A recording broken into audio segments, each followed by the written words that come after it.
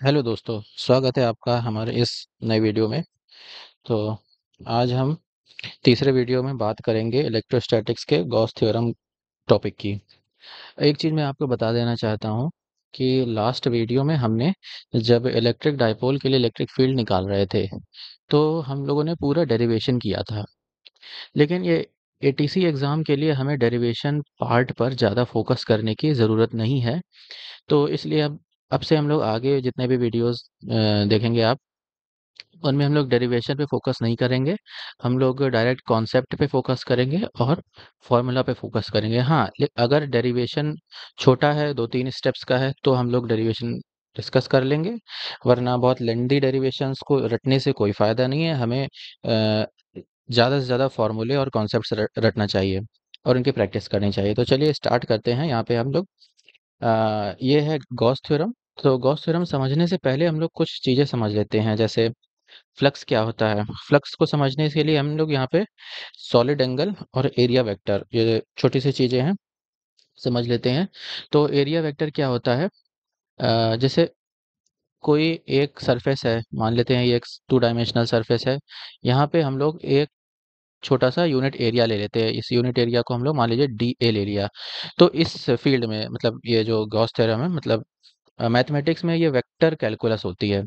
तो यहाँ पे इस एरिया को हम लोग वेक्टर मान लेते हैं कैलकुलस में अप्लाई करने के लिए। और इस एरिया वेक्टर की जो डायरेक्शन होती है वो हमेशा सरफेस के परपेंडिकुलर होती है और आउटवर्ड्स होती है, बाहर की तरफ होती है।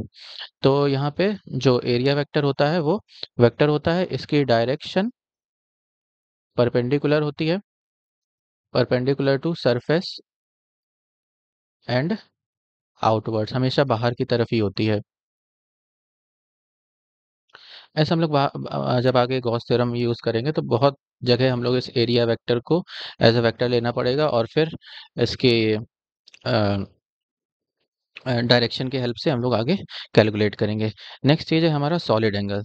तो जैसे एंगल होता है, हमको पता है एंगल दो लाइंस के बीच का कितना मतलब कितनी रेंज है वो बताता है एंगल। इसी तरह से यहाँ पे थ्री डायमेंशनली जो जो किसी सरफेस के द्वारा किसी पॉइंट पे कितना रेंज बन रहा है उसको हम लोग सॉलिड एंगल बोलते हैं। जैसे यहाँ पे हमने एक स्फीयर लिया है, ये इसका सेंटर है और हम यहाँ पे एक छोटी सी सरफेस ले लेते हैं इसके। तो ये जो सरफेस है ये इस सेंटर पे कुछ ऐसे कोन टाइप का बना रही होगी। तो यही जो इस सेंटर पे जो ये चीज़ बन रही है, तो इसी को हम लोग बोलते हैं सॉलिड एंगल। सॉलिड एंगल याद रखिएगा कि ये एकदम एंगल के जैसा ही होता है, सिमिलर होता है, बस ये थ्री डायमेंशनल होता है, थ्री डी में होता है। इसको हम लोग बोलते क्या है? इसका सिंबल होता है ओमेगा, ओमेगा से रिप्रेजेंट करते हैं। और डेफिनेशन इसकी है कि जो जो एरिया है, मान लीजिए ये जो हमने सरफेस एरिया लिया था ये है ए, और ये जो लेंथ है ये है आर, रेडियस कह सकते हैं क्योंकि ये स्फेयर है। तो ये ओमेगा होगा ए डिवाइडेड बाई आर स्क्वायर। ये एक रेशियो होता है जो सरफेस एरिया जो हमने सेलेक्ट किया है और डिवाइडेड बाई रेडियस स्क्वायर। तो इसकी डेफिनेशन हो जाती है the angle subtended at the centre of a sphere by a part of the surface of the sphere. ये ओमेगा से रिप्रेजेंट किया जाता है और इसकी यूनिट होती है स्टेरेडियन। स्टेरेडियन, जैसे रेडियन यूनिट होती है एंगल की, स्टेरेडियन होती है सॉलिड एंगल की। यहाँ पे एक चीज़ देखते हैं, अगर हम बात करें कि इस पूरे स्फीयर की वजह से उसके सेंटर पे कितना एंगल बनेगा, तो ये क्या होगा? एट सेंटर ऑफ स्फीयर, तो ओमेगा एरिया क्या हो जाएगा? 4 पाई आर स्क्वायर और रेडियस है आर स्क्वायर, तो ये हो जाएगा 4 पाई।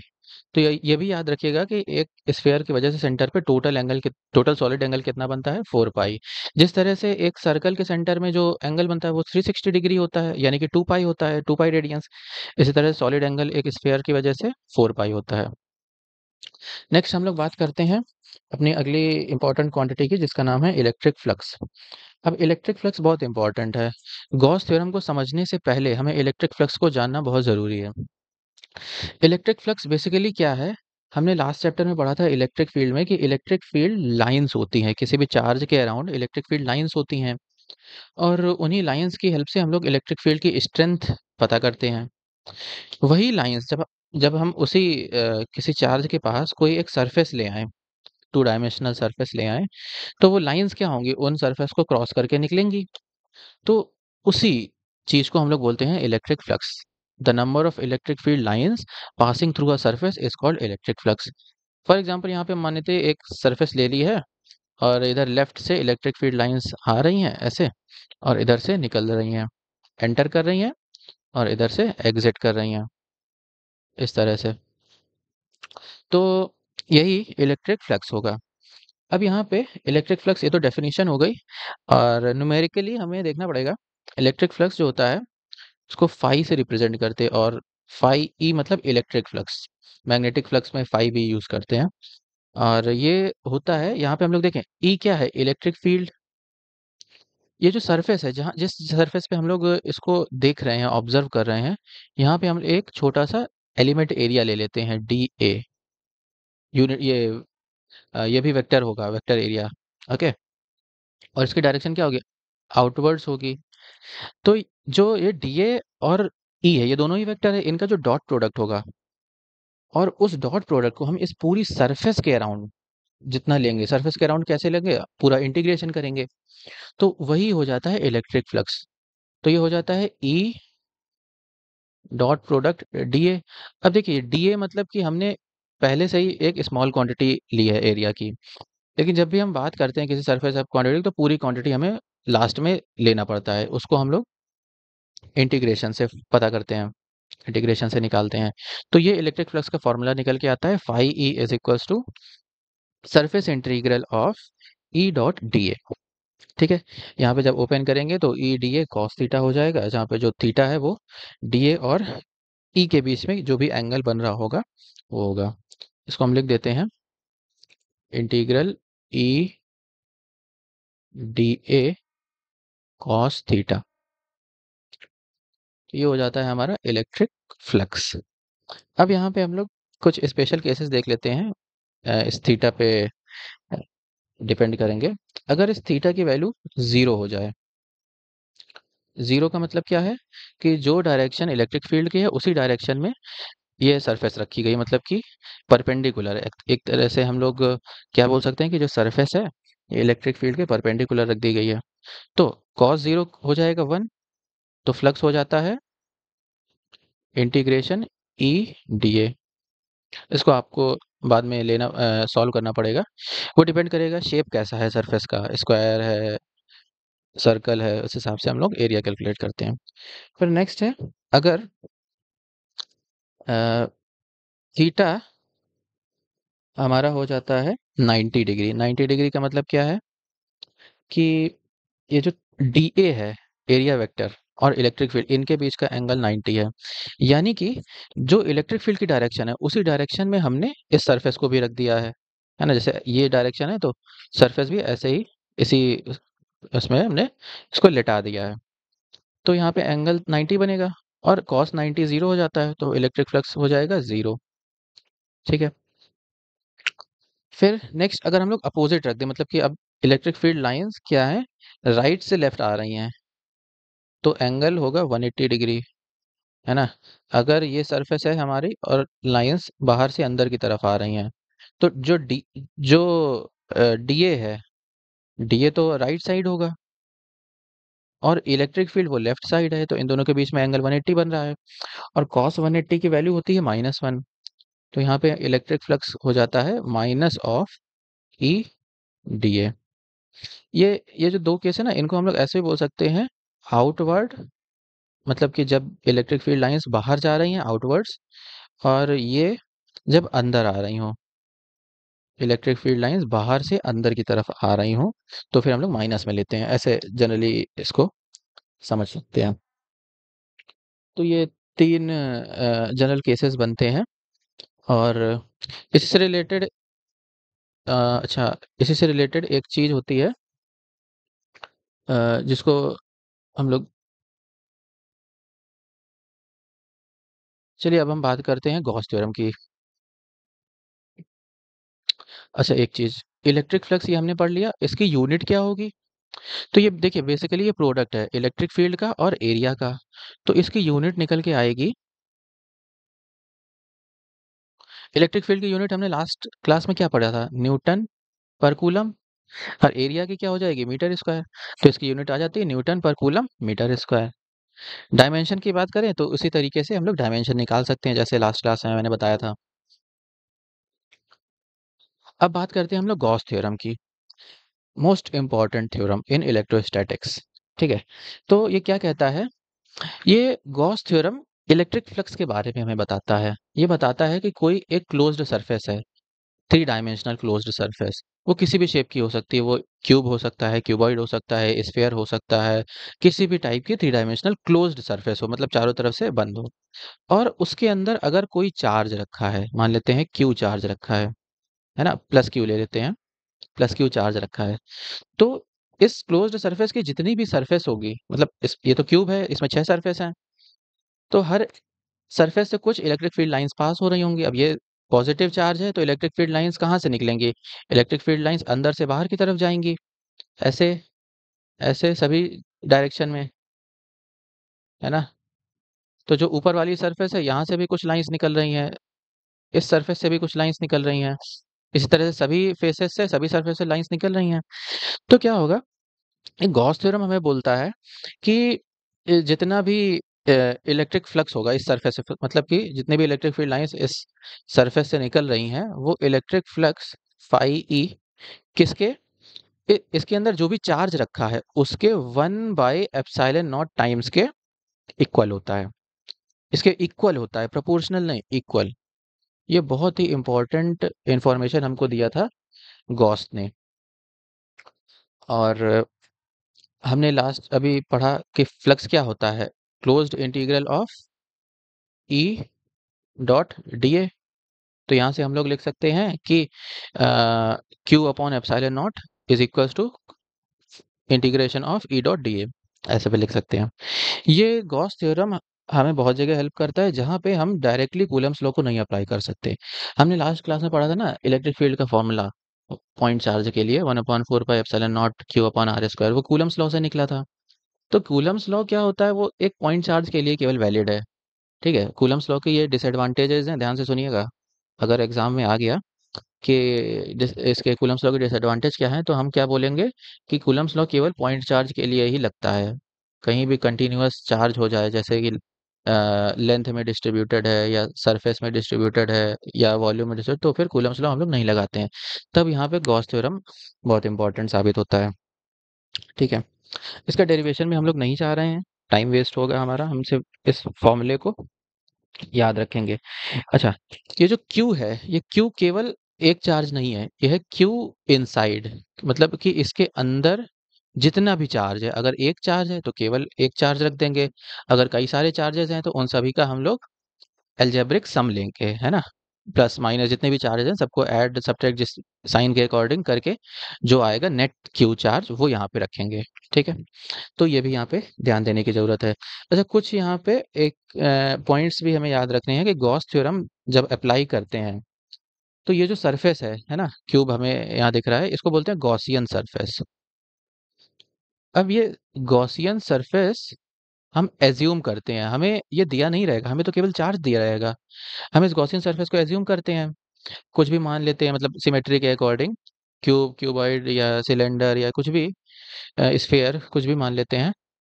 तो वो मानने के लिए, मतलब गॉसियन सरफेस के भी कुछ कुछ प्रॉपर्टीज हैं, है ना, तभी वो गॉसियन सरफेस कहलाएगी, वरना वो गॉसियन सरफेस नहीं कहलाएगी। वो प्रॉपर्टीज क्या है कि पहली बात तो ये क्लोज्ड सरफेस हो, सभी तरफ से बंद हो, है ना, सभी तरफ मतलब थ्री डायमेंशनली क्लोज्ड हो।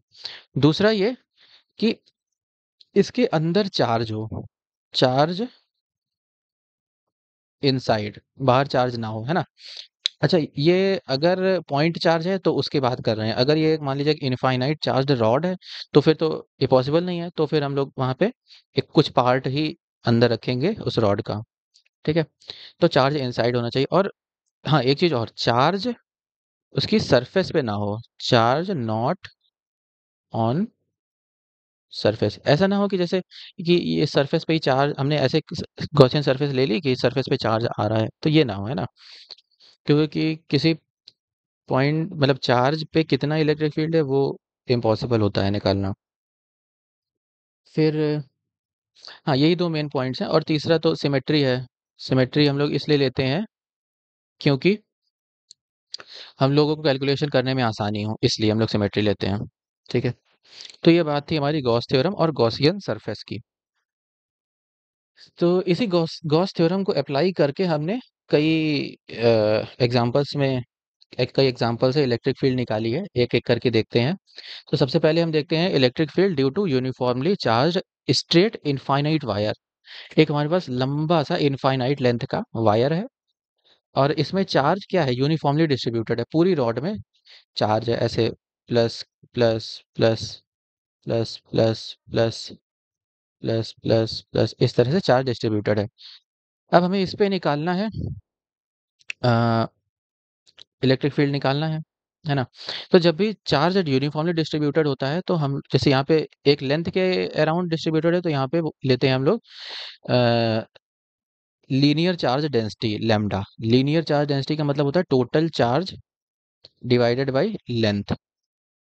इसको ऐसे बोल सकते हैं कि चार्ज पर यूनिट लेंथ, एक यूनिट लेंथ में 1 मीटर की रॉड में कितना चार्ज है, वही ये होता है लीनियर चार्ज डेंसिटी। इसकी यूनिट यहाँ से क्या हो जाएगी, कूलम पर मीटर। ठीक है? तो ये हम लोग देखते हैं। तो यहाँ पे सिलेंडर जो आप देख रहे हैं साइड में, ये गॉसियन सरफेस है। ये सिलेंडर हमने क्यों बनाया है, गॉसियन सरफेस है, गॉस थ्योरम अप्लाई करने के लिए। तो हमने ये बना लिया है। अब इस मान लीजिए इस सिलेंडर की जो जो भी ये है हाइट, ये एल है। तो हम लोग क्या करेंगे, यहाँ पे भी कुछ एक डीए एरिया लेंगे। डीए बाहर की तरफ होगा और नीचे भी लेंगे इसी तरह से, वो नीचे की तरफ होगा डीए, साइड में भी लेंगे, है ना? और इस जगह पे ऊपर वाली जो सरफेस, यहाँ पे इलेक्ट्रिक फील्ड लाइंस के पॉजिटिव से बाहर की तरफ आती हैं तो ऐसे जाएगी, नीचे वाली सरफेस में इधर जाएगी। तो इन दोनों के बीच में एंगल कितना बन रहा है, 90 डिग्री। तो कॉस 90 कितना होता है, 0 होता है। यानी कि ऊपर वाली सरफेस और नीचे वाली सरफेस की वजह से जो भी इलेक्ट्रिक फील्ड है वो 0 हो जाएगा। हमें सिर्फ साइड वाली सरफेस देखनी है। अब साइड वाले में देखिए, जो डीए है वो बाहर की तरफ है और जो इलेक्ट्रिक फील्ड है वो भी बाहर की तरफ है, यानी कि दोनों सेम डायरेक्शन में है। तो थीटा क्या हो गया, 0 हो गया। कॉस 0 1 हो गया। यानी कि जो जो भी हमारा ये है, अ, यहाँ पे हम लोग क्या लिख सकते हैं, इंटीग्रेशन ऑफ ई डी ए, क्योंकि कॉस थीटा तो 1 हो गया। और लेफ्ट साइड में क्या होगा, चार्ज अपॉन एप्सिलॉन नॉट। तो चार्ज यहाँ पे क्या होता है, अब देखिए ये तो यूनिफॉर्म, इसी तो इनफाइनाइट रॉड है, सब में कितना चार्ज है हमें उससे मतलब नहीं, हमें सिर्फ वो देखना है कि इस गॉसियन सरफेस के अंदर कितना चार्ज है। तो इस ये जो लेंथ है वो तो एल है ना, एल लेंथ की रॉड ही इसके अंदर है और ये 1 यूनिट लेंथ में क्यू चार्ज है। तो टोटल चार्ज कितना हो जाएगा, लेमडा इंटू एल, यही तो होगा ना। लेमडा क्या है, लीनियर चार्ज डेंसिटी। एक यूनिट लेंथ में कितना चार्ज है वो लेमडा है, और एल लेंथ मल्टीप्लाई किया तो टोटल चार्ज आ गया। ठीक है? अब ये देखिए, ये हम लोग कर्व्ड सरफेस ले रहे हैं सिलेंडर का। तो ई क्या होगा, ई कांस्टेंट होगा, इसको बाहर कर लेते हैं। अंदर क्या होगा, इंटीग्रेशन ऑफ डी, मतलब कि एरिया, टोटल एरिया इस कर्व्ड सरफेस का केवल। Curved surface area of sphere क्या होता है, 2 पाई आर एच, हमने पढ़ा था ना बचपन में। यहाँ पे एच की जगह एल है और आर है। आर ये रेडियस है, मतलब ये जो लेंथ है। तो ये हो जाएगा ई 2 पाई आर एल। अब देखिए दोनों तरफ एल है, एल और एल हो जाता है कैंसिल। तो क्या बचेगा, अब हम इस ई को लिखते हैं और ये 2 पाई आर को लेफ्ट साइड लाते हैं। तो इलेक्ट्रिक फील्ड निकल के आता है हमारे पास lambda upon 2 pi epsilon naught r, ये निकल के आता है इलेक्ट्रिक फील्ड। ठीक है? तो ये होती है electric field due to uniformly charge straight infinite wire, जो कि आर डिस्टेंस पे हम लोग मेजर कर रहे हैं। और लेमडा क्या है, लीनियर चार्ज डेंसिटी। फिर नेक्स्ट हम बात करते हैं electric field due to uniformly charge infinite insulating sheet. इसी तरह से हम लोग एक शीट ले लेते हैं ऐसे, एक 2 डायमेंशनल शीट है, इसमें सभी जगह पूरी सरफेस में चार्ज ऐसे डिस्ट्रीब्यूटेड है यूनिफॉर्मली, है ना? पूरे में से प्लस प्लस प्लस प्लस बना है। अब हम यहाँ पे एक गॉसियन सरफेस लेते हैं, यहाँ पे भी इसी तरह से लेते हैं। मान लेते हैं एक सिलेंडर है, पीछे भी ऐसे है थोड़ा सा।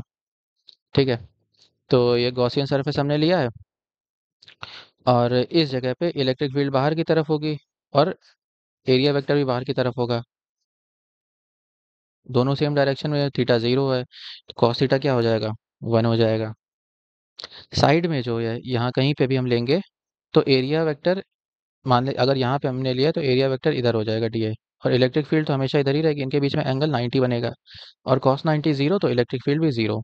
इसी तरह से बैक साइड में भी होगा, बैक साइड में इलेक्ट्रिक फील्ड पीछे रहेगी, और डीए एरिया वेक्टर भी पीछे की तरफ रहेगा।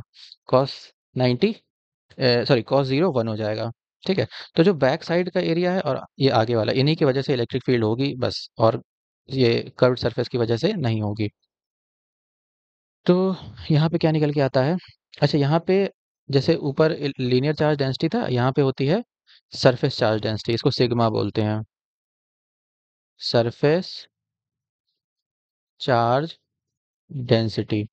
ये बेसिकली होता है सिग्मा इक्वल्स टू होता है एरिया, सॉरी, ये होता है चार्ज अपॉन एरिया,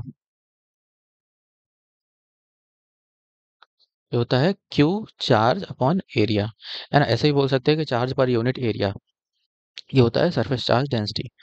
तो अब हम लोग गॉस थ्योरम अप्लाई करते हैं, तो क्या होगा? राइट साइड में तो इंटीग्रेशन ई डी ए होगा ना, क्योंकि कॉस जीरो तो 1 हो गया।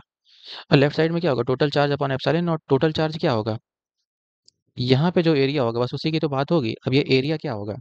ये एरिया कुछ ए एरिया मान लेते हैं कि ये इसका एरिया है ए, तो वही ए ये भी होगा, वही ए ये भी होगा, है ना? तो हम लोग कर देते हैं सिग्मा इंटू ए, ये हो जाएगा टोटल चार्ज। अब राइट साइड में देखिए ई है कांस्टेंट, क्योंकि इलेक्ट्रिक फील्ड सेम रहेगी, ये बाहर आ जाएगा, अंदर बचेगा इंटीग्रेशन ऑफ डी ए, मतलब कि जब इसको बाहर लाएंगे तो एरिया बन जाएगा ये इस सर्कल का एरिया। अब ये ए और ए कैंसिल हो गया, तो इंटीग्रेशन, तो ये इलेक्ट्रिक फील्ड क्या आ गया? Sigma upon epsilon not. लेकिन लेकिन एक चीज, जब हम लोग बैक साइड भी तो है ना? इसी तरह से बैक साइड भी है, तो जो टोटल इलेक्ट्रिक फील्ड बन रही है वो ई ए प्लस ई ए हो जाएगी ना, ई ए प्लस ई ए, या ऐसे बोल सकते हैं कि इधर ई और पीछे भी ई, तो ई प्लस ई 2 ई हो जाएगी।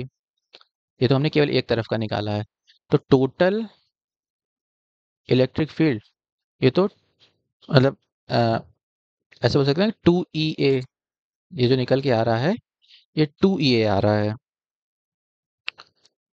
तो ये हो जाता है sigma A upon epsilon not, जो भी आया है ये 2 ई ए के बराबर है। तो जब ई निकालेंगे तो ये सिग्मा अपॉन 2 एप्सिलॉन नॉट आता है, तो टोटल ई क्या हो गया? Sigma upon 2 epsilon naught. ये याद रखिएगा, ये है इलेक्ट्रिक फील्ड एक इनफाइनाइट शीट की वजह से, जो कि इंसुलेटर, याद रखिएगा इंसुलेटर है। ठीक है, नेक्स्ट देखते हैं। नेक्स्ट हमारे पास एक कंडक्टिंग शीट है, ये भी इनफाइनाइट है और यूनिफॉर्मली चार्ज्ड है, ऐसे इसमें सब्जेक्ट की जगह चार्ज है। सेम वही चीज़ यहाँ पे भी करते हैं हम लोग, एक गॉसियन सरफेस एज्यूम करते हैं, इलेक्ट्रिक फील्ड की डायरेक्शन देखते हैं, एरिया वेक्टर की डायरेक्शन देखते हैं। तो यहाँ पे जो फाइनल रिजल्ट निकल के आता है इलेक्ट्रिक फील्ड, वो हो जाता है सिग्मा अपॉन एप्सिलॉन नॉट। यहाँ पे पीछे की सरफेस नहीं लेते हैं, क्यों? क्यों नहीं लेते हैं? क्योंकि कंडक्टर में हमेशा चार्ज आउटर सरफेस पे आ जाता है। कोई भी, जैसे आप एक स्फीयर ले लें कंडक्टर का, मेटल का, तो उसमें जो चार्ज होगा वो अंदर वॉल्यूम में नहीं रहेगा, वो बाहर सरफेस पे आ जाएगा। ठीक है, इस वजह से तो ये हो जाता है सिग्मा अपॉन एप्सिलॉन नॉट। तो ये थे हमारे इलेक्ट्रिक फील्ड कुछ शेप्स की वजह से, जो कि हमने गॉस थ्योरम की हेल्प से निकाले।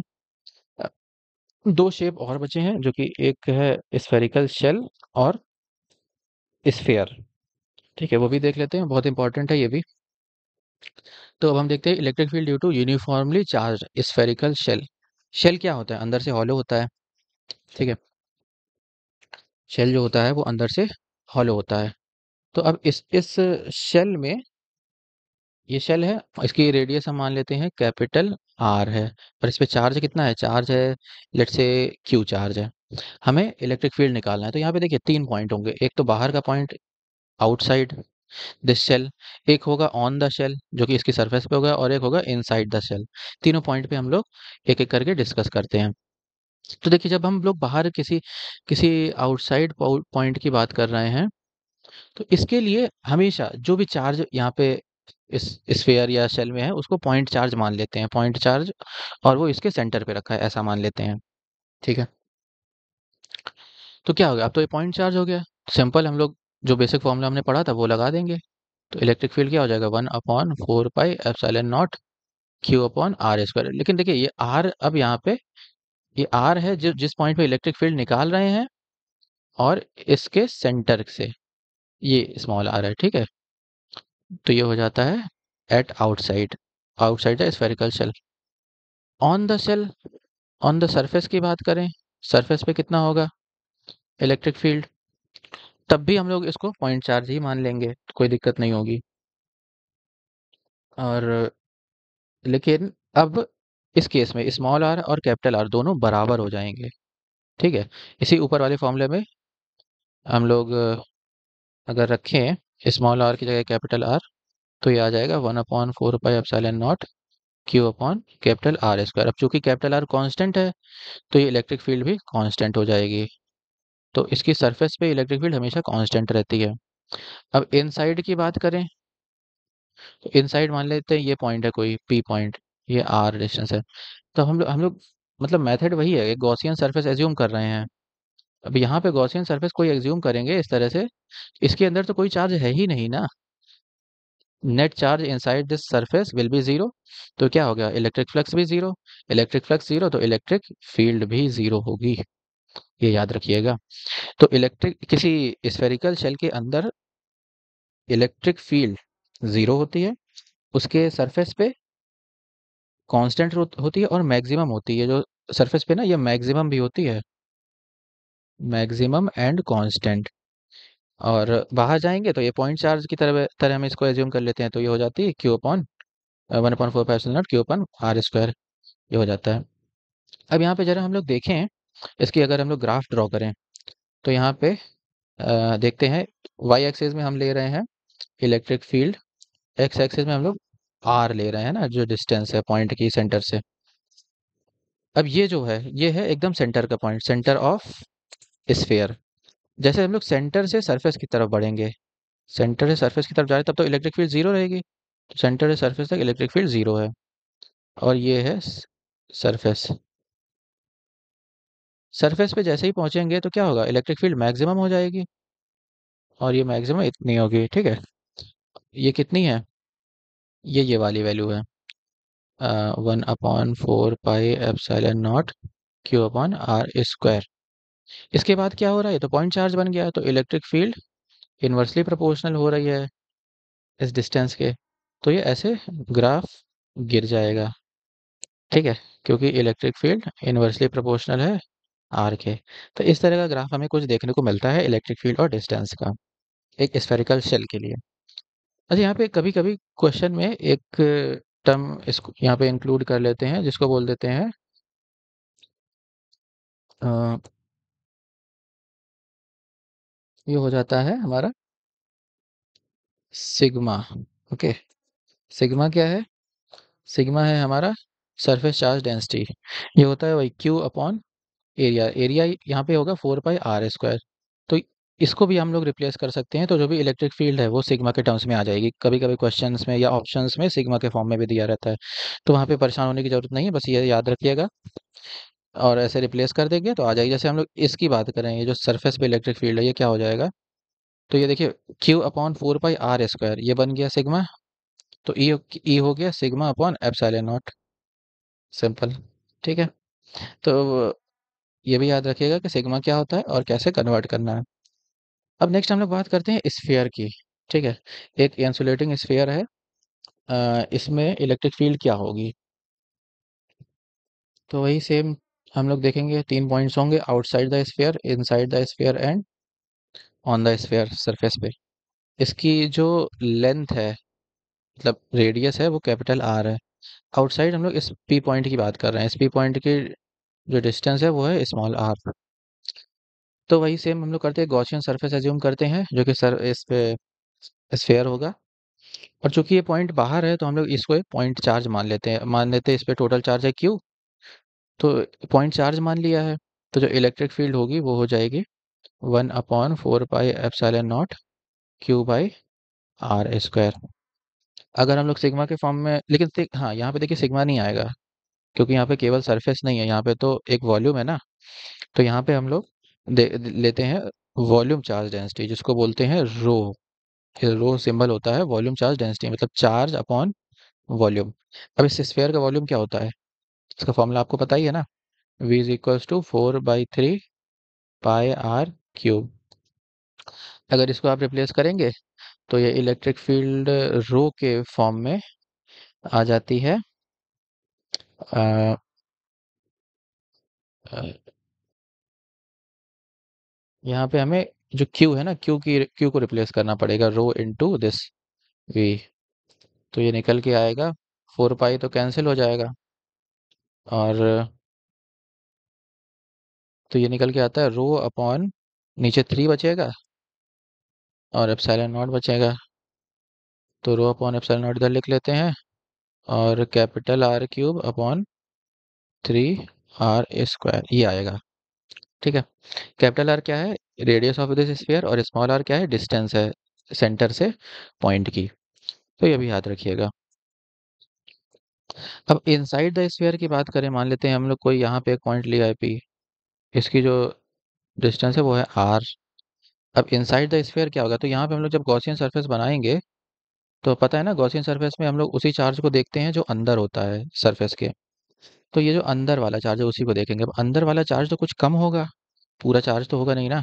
तो वो जो चार्ज है वो कैसे निकालेंगे हम लोग, वो इस रो की हेल्प से निकालेंगे। चार्ज क्या होता है, मतलब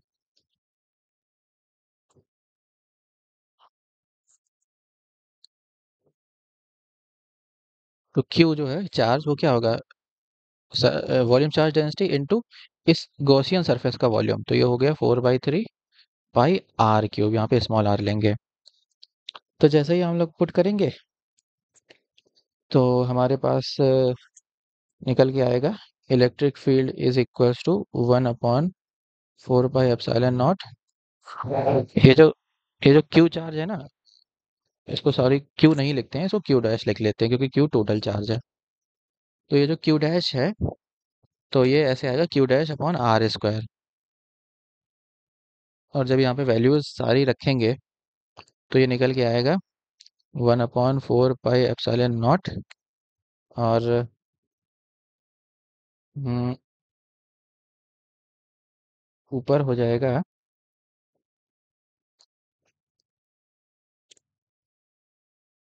जब यहाँ पे रखेंगे तो ये तो कैंसिल हो जाएगा 4 पाई, ये सब। तो निकल के आएगा रो upon epsilon not small r upon 3। ये निकल के आएगा क्योंकि नीचे R² ऊपर R³ है, ऊपर R बचेगा नीचे 3 आएगा। 4 पाई कैंसिल हो जाएगा, रो ऊपर बचेगा एप्सिलॉन नॉट नीचे बचेगा, ये आएगा। अगर वैसे हम लोग उनके टर्म से बात करें 1/4 पाई एप्सिलॉन नॉट के टर्म्स में, तो ये होगा 1/4 pi epsilon naught Q small r upon capital R³, ये आएगा। तो ये फॉर्मूले हैं, याद रखिएगा कि एक तो ये वाला याद रखिएगा, और एक ये वाला, दोनों ही इंपॉर्टेंट है। वैसे मैं बोलूँगा कि ये वाला याद रखें ज़्यादा सही है, जब भी आप अगर रो के फॉर्म में निकालना चाहें तो रिप्लेस कर सकते हैं। कैसे रिप्लेस करते हैं ये याद रखिएगा कि रो जो होता है volume charge density, volume charge density ये होता है total charge upon total volume. ठीक है। और ये कांस्टेंट रहता है ऐसे किसी एक फिगर के लिए। ठीक है।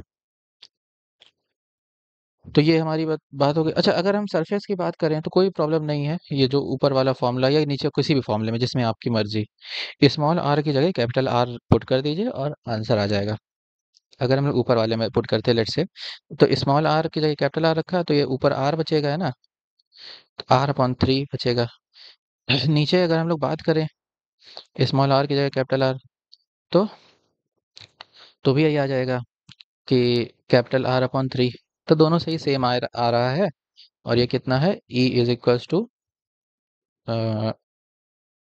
रो upon epsilon naught capital R/3, ये होगा एट द सरफेस, दोनों ही इसमें ऑन द सरफेस। ठीक है, ये रहता है। तो ये कहानी थी हमारी एक इंसुलेटिंग स्फीयर के लिए। अच्छा हाँ, अब देखते हैं ग्राफ। जैसे हमारे स्फीयर है ना, आउटसाइड पॉइंट है, आउटसाइड पे हमने निकाला, इनसाइड पे निकाला और सरफेस पे भी निकाला, 3 जगह पे निकाला।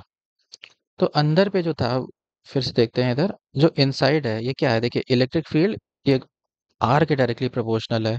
रो और एप्सिलॉन नॉट तो कांस्टेंट होते हैं, आर पे डायरेक्टली प्रोपोर्शनल है, इधर अंदर की तरफ डायरेक्टली प्रोपोर्शनल टू आर। और बाहर की तरफ बात करें तो देखिए ये इनवर्सली प्रोपोर्शनल है आर स्क्वायर के। तो बाहर जो है ये इनवर्सली प्रोपोर्शनल है आर स्क्वायर के। तो कैसा होगा, अंदर तो डायरेक्ट एक स्ट्रेट लाइन बनेगी ना with positive slope like this, और एक मैक्सिमम पॉइंट तक जाएगी, इसके बाद ये डिक्रीज करने लगेगी इस तरह से, ऐसे ऐसे फॉल होता रहेगा। इसी को अगर हम लोग दूसरे साइड बनाए, वैसे तो ये ग्राफ सफिशिएंट है। यहाँ पे वाई एक्सिस में हम लोग इलेक्ट्रिक फील्ड लेते हैं, एक्स एक्सिस में हम लोग आर लेते हैं।